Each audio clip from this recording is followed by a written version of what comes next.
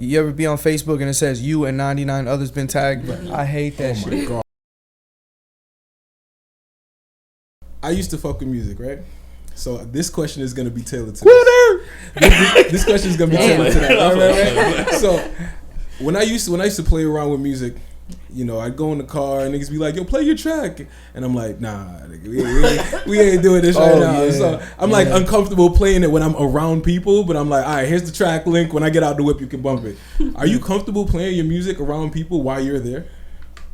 Wait, is it your people or just random people? It could be anybody. Well, I mean, if it's your people, they're probably gonna bump it because they fuck with you, right? Yeah. But if you're around like other people that you've never met before, are you comfortable with like playing your music and say, "Let's take a listen to this shit," or are you like self-conscious? Yeah, are you the guy that's gonna be like, "Yo, check out my music," or are you the guy to be like, "If they hear it, they hear it"?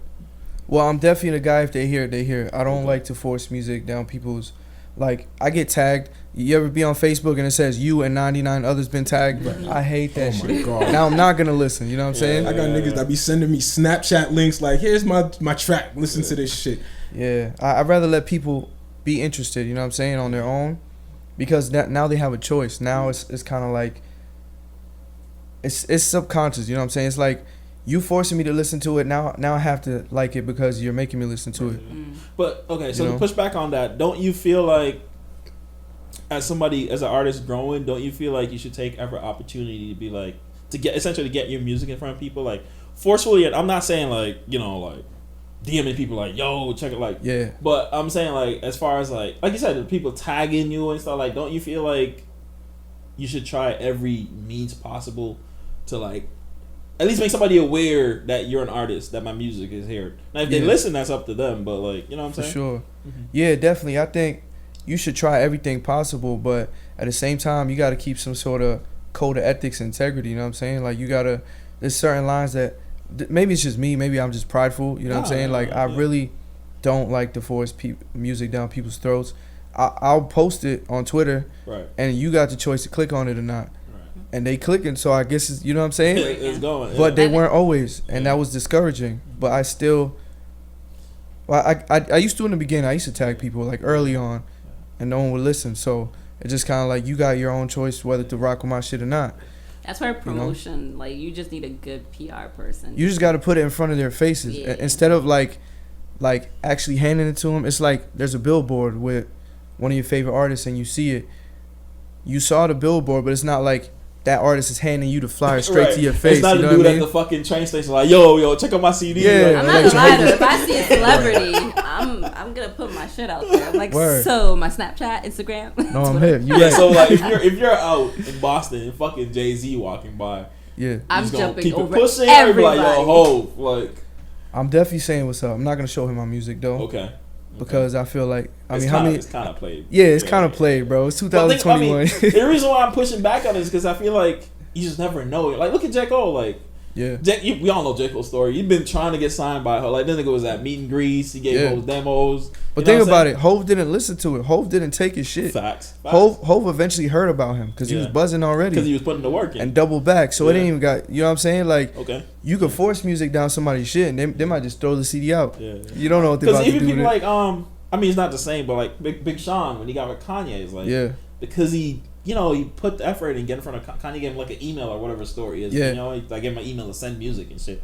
So it's like, I feel like I agree with you, but it's like a fine line because you just never know.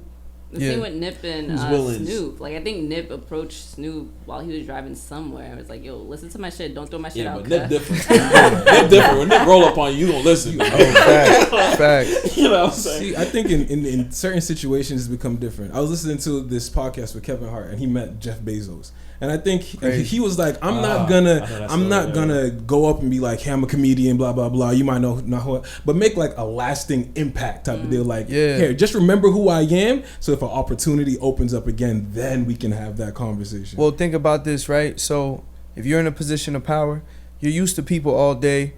And you're human at the end of the day. You want somebody to make you laugh. You want somebody to, like you just want to have a good conversation with somebody. And now, if everything's about like, hey, put me on, it's just like, how can I use you, like type shit. Yeah. No, I agree. You know, I agree. I feel like a lot of celebrities, they don't want to be approached like that. Like, I don't know. I feel like I have a story.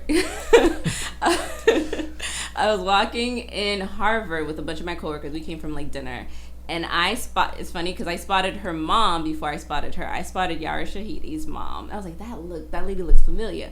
Turn over to the left. I'm like, that's Yara Shahidi. Grownish, yeah. That's why I don't know. I ain't watching. Big ass lips, beautiful as hell. Beautiful girl. You want to look her up? Go ahead. So I spotted her, and I was like, honestly, I went up to her and I'm like, I don't want a photo.